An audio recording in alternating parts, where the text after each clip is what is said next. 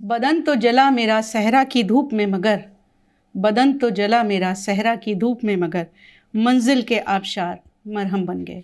ये बिलाल सब्जवारी का शेर है और ये शेर मैं इसलिए पढ़ रही हूँ कि आवाज़ द वॉइस के स्टूडियो में आज हमारे साथ एक ऐसी ख़ास महिला हैं जिन्होंने मेल डोमिनेटेड वर्ल्ड में न सिर्फ अपना नाम बनाया है बल्कि उसको बहुत आगे तक ले गई हैं और बहुत लोगों को इंस्पिरेशन दी है।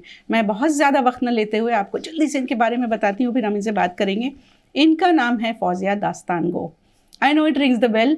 सो फौजिया दास्तान गो ने मेल डोमिनेटेड दास्तान गोई के वर्ल्ड में अपना नाम कमाया और अब तक थोड़े से ही वक्त में वो तकरीबन 300 से 350 शो नेशनली इंटरनेशनली कर चुकी हैं और इसको आगे बढ़ा रही हैं। हम इनसे बात करेंगे इनके स्ट्रगल्स के बारे में और भी जो इनसे जुड़ी हुई और भी चीज़ें हैं दास्तान गोई के बारे में, एक महिला जिस तरह से कर रही है उसके बारे में। तो आवाज़ द वॉइस के स्टूडियो में फौजिया आपका बहुत बहुत स्वागत है। ख़वातीन हज़रात आदाब, बहुत बहुत शुक्रिया राना आपा कि आपने मुझे यहाँ पे बुलाया। बहुत शुक्रिया फौजिया कि आपने हमारा इनविटेशन कबूल किया। एक वैसे बहुत खूबसूरत लग रही हैं। शुक्रिया, ये आपकी मोहब्बत है। ये आपकी नोज़ पिन, इस नोज़ पिन पे इनको भाई बहुत कॉम्प्लीमेंट्स मिलते हैं तो मैं कॉम्प्लीमेंट से ही शुरू करूँगी। बताइए आज आप इतनी खूबसूरत क्यों लग रही हैं? क्योंकि आपसे मुलाकात हो रही थी।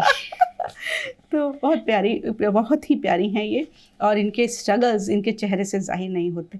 वैसे मैं ये जानना चाहती हूँ जो सब आपसे पूछते होंगे कि ये एक मेल डोमिनेटेड वर्ल्ड था, सबसे पहले तो आप आई क्यों इसमें, और आते ही जो एक ट्रिगर था कि मुझे तो अब इसी में जाना है, और दूसरा आते ही जो आपके जहन में जो the grass is greener on the other side वाली बात है, वो आपका वो ख्वाब कैसे टूटा? कह रहे नहीं यार, grass was not greener on the other side, मुझे बहुत स्ट्रगल करना है। राना पा, इसका जवाब ये है कि मैं पुरानी दिल्ली से हूँ और पुरानी दिल्ली की अशरफ सुबूही दहलवी साहब ने बहुत ही खूबसूरत बात कही है अपनी किताब में दिल्ली की चंद अजीब हस्तियों में कि पुरानी दिल्ली में दीवानी औरतें और पगले आदमी होते हैं। हाय।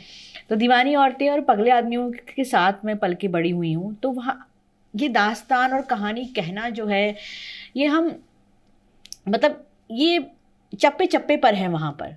तो वहाँ से ये सिलसिला शुरू हुआ था और जब मैंने दास्तान गोई करने का सोचा था तो मेरे सानो गुमान में भी ये नहीं था कि मैं इंडिया की फर्स्ट फीमेल दास्तान गो बनने जा रही हूँ, इसलिए मैं दास्तान गोई करूँ।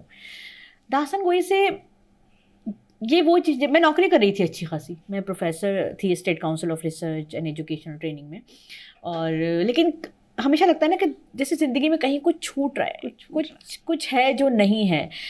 मेरा इश्क यही था। मतलब जब मैंने दास्तान गोई के, भाई मैं लिटरेचर की स्टूडेंट रही हूँ, जामिया से पढ़ी हूँ, तो दास्तान गोई से वाकिफ़ थी। फिर जब मैंने इसे करने का सोचा तो ये वो चीज़ होती है जो आपको ज़िंदगी बताती है या शायद डेस्टिनी आपको उस तरफ लेके जाती है कि भाई ये है आपका पहला इश्क। और मैं हमेशा एक आलम दीवानगी में रही हूँ। हमेशा मेरी अम्मा से मुझे ये चीज़ आई है क्योंकि वो भी जो चीज़ ठान लेती थी वो करती थी। तो अम्मा का वो जुझारूपन जो था, जब मैंने सोचा कि भाई अब मुझे ये दास्तान गोई करनी है, तो मैंने कभी नहीं सोचा था कि भाई मैं एक मेल डोमिनेटेड एरिया में जाऊंगी और ऐसे करूंगी और मैं और तो ऐसा कुछ नहीं सोचा था। लेकिन जब मैं वहाँ गई तो मुझे मर्द हजरात ने पूरी तरह ये एहसास दिलाया कि ये तुम्हारी जगह नहीं है। किस तरह से? मुझे थोड़े एग्जांपल्स दीजिए। भाई काफ़ी बार लोगों को लगता है कि ये हमारी बपौती है। जैसे अगर जो दास्तान, हर आर्ट फॉर्म का एक माई बाप होता है या जो भी लगता है, तो उनको लगता है कि ये हमारी बपौती है ना, और ये हमारी ही ख़ानदान की लड़कियां करेंगी या हम ही करेंगे। ये एक लड़की जो पुरानी दिल्ली से निकल के आ गई है, जिसके मतलब 7 पुश्तों में भी कोई आर्टिस्ट नहीं था, है ना। मतलब मैं एक टीचर फैमिली से आती हूँ जहाँ पे सब प्रोफेसर हैं, टीचर्स हैं। एक तो वो स्ट्रगल था कि आपको ना कोई गाइड करने वाला नहीं है कि आपको एग्जैक्टली करना क्या है।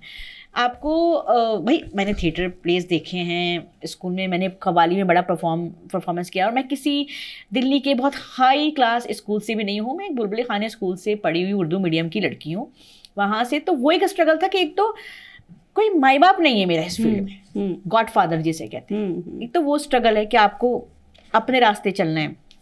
दूसरी ये कि जब कोई और लड़की जब किसी और जगह से आके आपके मैदान में आती है तो लोगों को लगता है कि भाई इसको तो हटाना है, फिर वो आपके लिए अड़चने शुरू करते हैं। फिर वो ईमेल्स लिखते हैं आपके लिए लोगों को, फिर वो आपको फ़ोन कॉल्स करते हैं कि भाई मतलब जिसको हम कहेंगे वही दास्तान गो है, बाकी और दास्तान गो नहीं है। तो इस तरह, हाँ, तो इस तरह की चीज़ें मेरे साथ हुई। लेकिन अमीर ग़ज़लबाज का एक शेर है जो मैं हमेशा कहती हूँ कि मेरे जुनून का नतीजा ज़रूर निकलेगा, इसी स्याह समंदर से नूर निकलेगा। तो मुझे इसी स्याह समंदर से नूर निकालना था राना आपा, और मैं निकाल रही हूँ आज तक। मैं ये कह रही हूँ जी। तो आपको अब समझ में आया कि किसी भी महिला के लिए पुरुष प्रधान जगह पर जाना आसान नहीं होता। हालांकि हम लोग भी जर्नलिज्म में जब थे तो ज़्यादातर मर्द ही होते थे। जब हम लोग निकल कर आए तो ये लगा कि अरे ये तो हीरोइन हो जाएंगी। बहरहाल रास्ते तो निकाले गए, अब तो औरतें ज़्यादा हैं।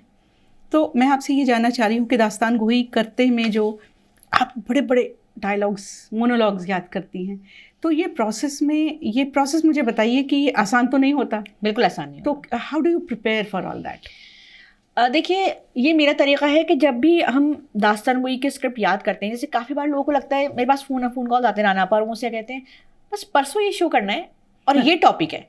और मैं हंसती हूँ कि मतलब एक दास्तान लिखने के लिए आपको पूरा रिसर्च का टाइम चाहिए। जब राइटर लिखेंगे, फिर याद करने का प्रोसेस ये है राना पर कि मैं हमेशा लाउड रीडिंग करती हूँ, और वो लाउड रीडिंग कम से कम मतलब दिन में 10 बार 12 बार होनी चाहिए। हाँ, फिर और वो लाउड रीडिंग ही करनी है। अगर मैं ऐसे मन में पढ़ूंगी तो वो याद नहीं होगा। मतलब आपकी ज़बान पे वो अल्फाज पलटने चाहिए। जितना आप प्रयास करेंगे, जितना आप उसको लाउड रीडिंग करेंगे, जोर से पढ़ेंगे, जैसे हम सबक याद करते थे ना बचपन में, ऐसे हिल के तो मैं ऐसे हिल के मुझे याद है, उस्ताद जी हमें याद है, और हमें ज़ोर से पढ़ो, तो हम ज़ोर से पढ़ते थे। तो वही मेरी आज भी याद है। तो मुझसे मेरे दोस्त पूछते तुम ये हिलती क्यों हो जब तुम ये दास्तान गोई की स्क्रिप्ट पढ़ती हो? तो वो एक तरीका है, वो लाउड रीडिंग है, और फिर उससे आपको याद हो जाता है। और हाँ, याद करना भी पड़ता है। और स्पेशली जब आपको कोरोना से आप गुजरते हैं तो आपको ये पता है कि इसमें काफ़ी एक कॉमन चीज़ है ब्रेन फॉग। जब आपको कोरोना होता है ना, तो वो उसके बाद, क्योंकि मेरी माँ को कोरोना हुआ और वो उसमें चली भी गई 2022 में, तो वो एक इशू है जो एज ए परफॉर्मर अभी हम मतलब मैं फेस कर रही हूँ। मैंने और 2 लोगों से ये बात की है जो वो फेस कर रहे हैं आफ्टर कोरोना। अच्छा। तो अभी ये और मुश्किल है। अच्छा। पहले से ज़्यादा मुश्किल है। अच्छा। ब्रेन फॉग हो जाता है और आपको याद करने में काफ़ी पहले से ज़्यादा मेहनत लगती है, क्योंकि मतलब इमोशनल स्ट्रेस होने से। यस। और ये मतलब इस पे बात होनी बहुत ज़रूरी है, मैं समझती हूँ। और सभी आर्टिस्ट को, मैंने तो और लोगों से ही बात की है जिनको भी कोरोना हुआ है, क्योंकि उसके काफ़ी साइड इफ़ेक्ट्स हैं, और मतलब मैं इससे जूझ रही हूँ अभी। मैं ये भी जानना चाह रही हूँ, क्योंकि ये फील्ड ऐसी है कि आपसे इंस्पायर होकर बहुत सारी लड़कियाँ इसमें जाना चाह रही होंगी। तो इनिशियल जितना मैं जानती हूँ, मैं आर्ट्स और आर्टिस्ट को बहुत सालों से कवर करती आई हूँ। ज़्यादातर क्या होता था, चाहे कव्वाल हों, पोएट हों, शायरी करने वाले हों, सिंगर्स हों, वो परफॉर्मेंस के लिए बुला लेते हैं। आपको आने जाने का पैसा दे देंगे, गाड़ी वाड़ी भी दे देंगे, लेकिन परफॉर्मेंस का पैसा नहीं देंगे। आप ऐसी चीज़ों से गुजरी हैं? मैं गुजर रही हूँ। अच्छा, अभी तक? हाँ। और अभी मैं आपको एक किस्सा सुनाती हूँ, मैं नाम नहीं लेना चाहूँगी। एक साहिबा ने मुझे कॉल करा, उन्होंने कहा भाई फौजिया, हमें आपसे दास्तान करानी है। मैंने कहा जी। अरे वो उन्होंने एक नाम लिया जो दास्तान गोई करते हैं मर्द हजरात का, वो तो बहुत पैसे मांग रहे हैं, ऐसा करो तुम इतने पैसों में कर दो। मतलब ये जो है ना कि मर्द और औरत का जो हम बात करते हैं कि पैसा बराबर नहीं है, और ये मेरे साथ हुआ है अभी 6 महीने पहले ही हुआ है। बाकायदा मुझे नाम मेंशन किया गया कि ये हैं, ये इतने पैसे मांग रहे हैं, मगर तुम इतने में कर दो भाई। अरे तो मतलब जैसे उनकी मेहनत कम लग रही है। हाँ। और इनकी मेहनत जो है वो कम लगेगी और उनकी मेहनत ज़्यादा। दूसरी बात ये है कि काफ़ी बार ऐसा होता है राना पर कि लोग ना आर्ट को वो एज ए प्रोफेशन नहीं देख पाते हैं। मैं हमेशा कहती हूँ कि अगर आप इसी से, लोग कहते हैं हम आपको प्लेटफॉर्म दे रहे हैं, नहीं चाहिए। नहीं चाहिए, क्योंकि प्लीज़ आप आर्टिस्ट को ये प्लेटफॉर्म देना बंद कीजिए, क्योंकि ये उनकी रोजी रोटी है। और जैसे आप जॉब करते हैं या कोई भी आप जॉब करेंगे, क्या आप कहीं भी ये कह सकते हैं कि आइए मेरा एसी ठीक कर दीजिए, मैं आपको प्लेटफॉर्म दे रही हूँ एसी ठीक करने का? क्या आप ये कह सकते हैं? सही बात नहीं कह सकते, लेकिन हम आर्टिस्ट से ये कह सकते हैं और बिला झिझक कह सकते हैं। तो फिर आपने फिर आपने जाहिर है मना करना शुरू किया होगा कि मैं फ्री में काम नहीं करूंगी। हाँ, मैं अब मना इसलिए भी क्योंकि मुझे लगता है कि ये मेरी इज्जत की बात है, ये एक आर्टिस्ट की इज्जत की बात है। और ऐसी बात नहीं है, काफ़ी बार ऐसे परफॉर्मेंसेस होते हैं, मैंने काफ़ी हॉस्पिटल्स में फ्री परफॉर्म किया है। मैं मेंटल हेल्थ पे मैंने जब काम किया है, मैंने काफ़ी मतलब वहाँ पे मैंने कोई पैसा नहीं लिया। तो कॉज के लिए जब हम काम करते हैं तो ऑब्वियसली, लेकिन जो हमारी रोजी रोटी है उसको भी अगर आपको लगेगा कि आप सब कुछ फ्री कर दे, और एक है ना ये क्या आप उन पे एहसान कर रहे हैं। एक और नया ट्रेंड है आजकल कि जो बॉलीवुड से आएगा, मतलब एक सबको ना बॉलीवुड चाहिए, तो बॉलीवुड के लिए आप 10 लाख भी दे सकते हो, आपको कोई तकलीफ नहीं होगी। लेकिन जब एक आर्टिस्ट को, जो एक आर्ट फॉर्म को, मैं अपनी बात नहीं कर रही हूँ, मैं ऐसे बहुत सारे आर्टिस्ट की बात कर रही हूँ, लेकिन उनको हमें पैसे देने में तकलीफ होती है। She is very right, she is very right. मैं नाम नहीं लेना चाहती, लेकिन ये सच है, और ये इशू है जिस पर मैं बहुत सालों लिखते आई हूँ। एक बहुत ही मशहूर क्लासिकल सिंगर हैं,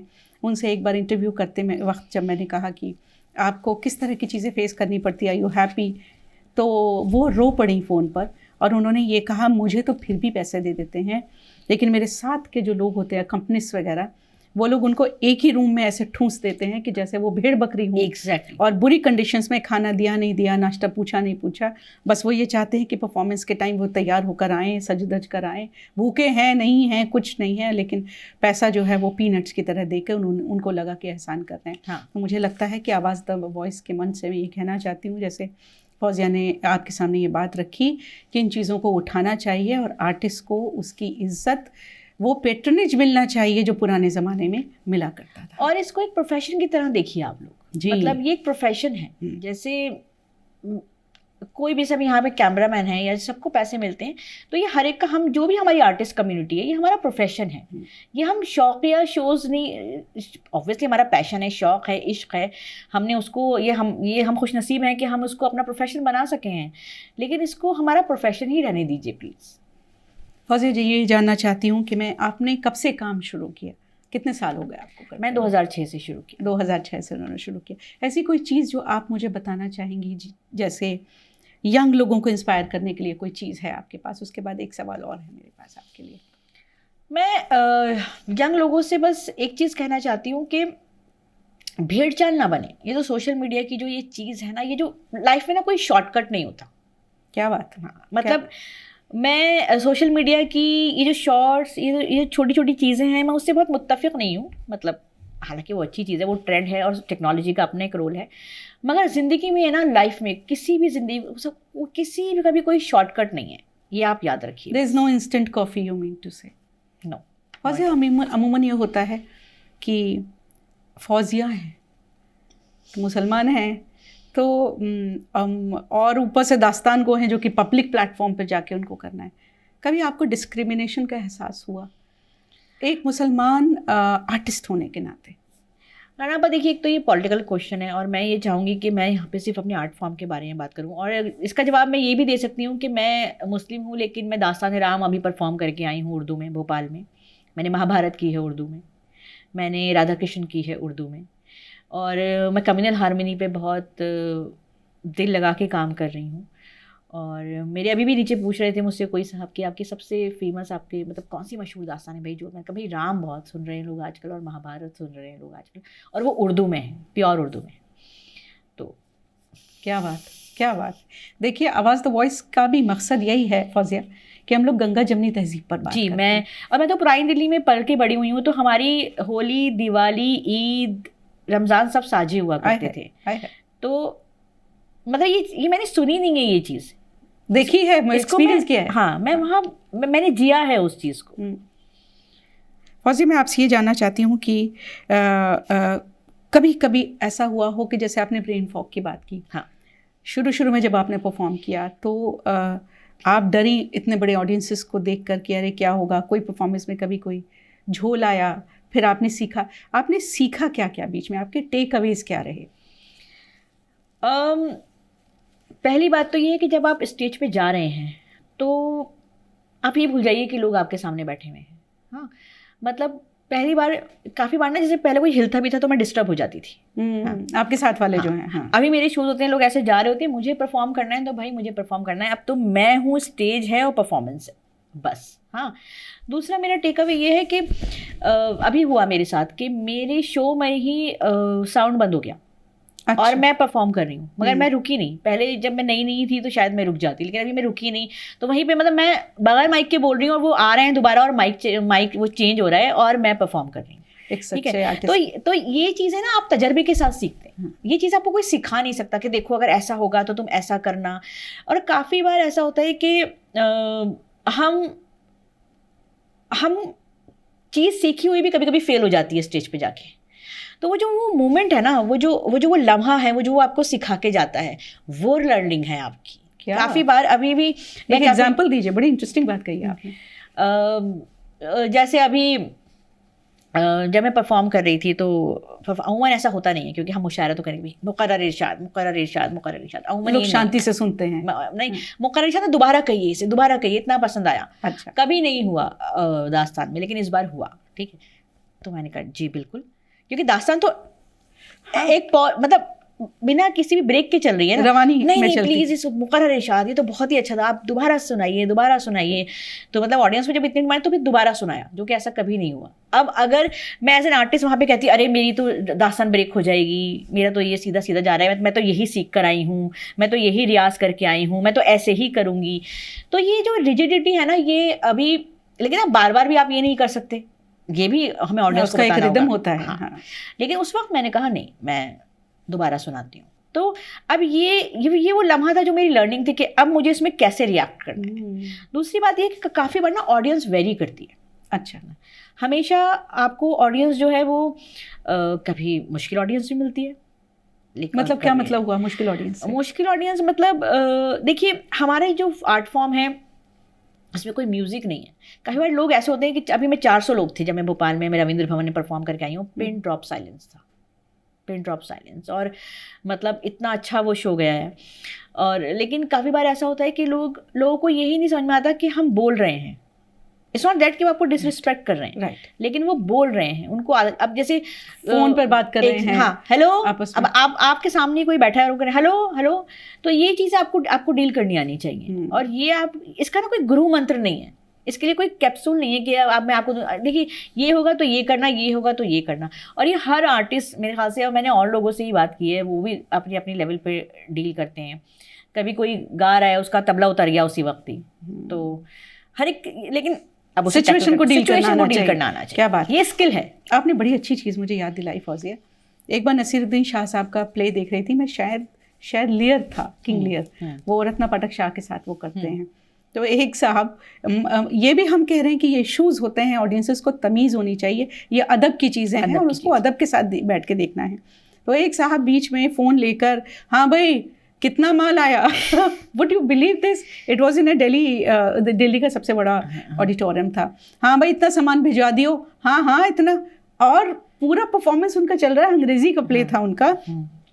तो नसीरुद्दीन शाह साहब ने क्या किया, नसीर भाई आप इस प्रोग्राम को ज़रूर देखिएगा, वो खड़े हो गए ऐसे लिटरली, अब बोले कि आप बात कर लो भैया। उन्होंने कहा आप बात करें, प्ले तो हम बाद में भी कर लेंगे। वो जैसे गुस्से में बोलते हैं ना, नाक वाक फुला के और इस तरह से ना, गुस्सा उनके चेहरे पे, आप बात कर लें, प्ले तो हम बाद में भी कर लेंगे। अच्छा, मज़े की बात यह है दोस्तों, जैसे ये बता रही है कि अचानक से लोगों को तहजीब नहीं है सुनने की, वो भी एक्चुअली बात करता रहा। तो अब लोगों ने, पीपल टुक ओवर, और उन्होंने कहा बाहर निकलिए यहाँ से, और इतनी देर में उनका मूड ख़राब हो गया। बहरहाल लोगों ने उनसे रिक्वेस्ट किया कि बराए मेहरबानी इसको फिर से करिए। तो ये चीज़ें आती हैं और लोगों को तहजीब होनी चाहिए कि जब ये आर्टिस्ट एक बार आके बैठते हैं, उनके लिए ये इबादत है, हाँ इन ए वे, हाँ, क्योंकि हम अपनी रोजी रोटी पे बैठे हुए हैं उस वक्त। क्या बात। तो चूँकि ये दास्तान गो हैं, और ये फिर फौजिया आपसे एक बात पूछनी थी भाई दोस्तों, मुझे बहुत लोगों ने कहा है कि भाई ये सवाल ज़रूर करना उनसे। आमतौर पे दास्तान गोई में आप सफ़ेद कपड़े पहन के बैठती हैं, हाँ। कोई इसका ख़ास रीज़न है? आप कोई मतलब सिर्फ सफ़ेद क्यों? देखिए, महेश्वर दयाल की किताब है, और जितना ही मैंने दास्तान गो के बारे में पढ़ा, क्योंकि फीमेल दास्तान गो के बारे में कभी किसी ने नहीं लिखा कि भाई वो कैसे कपड़े पहनते थे। जब मुझे अपने कपड़े पहनने थे फीमेल पे, तो भाई ट्रेडिशनल एक अचकन होती है जो उमन मर्द हज़ार पहनते हैं, टोपी लगाते हैं। तो अब ट्रेडिशनल औरतें क्या पहनती थी? हमारी अम्मा ने गरारे पहनती थी भाई, घरों में उस जमाने में गरारे, लहंगे सब यही पहने जाते थे, है ना जी। तो हमारी अम्मा कहेंगे आप गरारा पहनो भैया, है ना, तो हमने गरारा सिलवा लिया वाइट। अब वाइट वाइट, मतलब जो उसमें फ़ोटो है महेश्वर दयाल की किताब में, उसमें जी। बाकायदा वो वाइट कपड़े पहन के अचकन बैठे हो। वाइट एक बड़ा शफाफ रंग होता है, हाँ, वो अमन का पैगाम है अपने आप में। और वाइट चिकन हम इस्तेमाल करते हैं, बाकायदा मैंने अपनी टेलर को सिखाया है कि भाई, और गरारा भी मतलब उल्टी गोट का गरारा सिलेगा, ये मॉडर्न गरारे नहीं सिलते। अच्छा। ये जो आजकल ये 2 पाइचों वाले गरारे हैं वो नहीं सिलते, उल्टी गोट का गरारा जो होता है बाकायदा खास, वो सिलता है। तो जो सफ़ेद कलर है वो एक शफाफ रंग है, ऑरा होती है। हाँ, और वो शफाफ रंग है। और शफाफ के मायने लोगों को बता दीजिए जिन्हें नहीं पता है। मतलब खूबसूरत, शफाफ मतलब साफ, प्योर। हाँ, प्योर रंग है। दूसरी बात ये है कि मैं एक और चीज़ जो मैंने देखा, इसमें डिस्ट्रैक्शन नहीं चाहिए हमें कलर्स के थ्रू। इंटरेस्टिंग। दास्तान गोई के जो सेट है, जैसे उसमें अगर वाइट चांदनी है, वाइट गद्दा है, कोई भी डिस्ट्रैक्शन नहीं है। आप देखिए, मतलब कोई भी हम प्रॉप्स इस्तेमाल नहीं करते, उसमें मर्ज हो जाता है पूरा स्टेज। अच्छा, तो बस आप हमारी आवाज़ को सुनिए और सफ़र पे निकलिए हमारे साथ, जो हम आपको दास्तान सुना रहे हैं।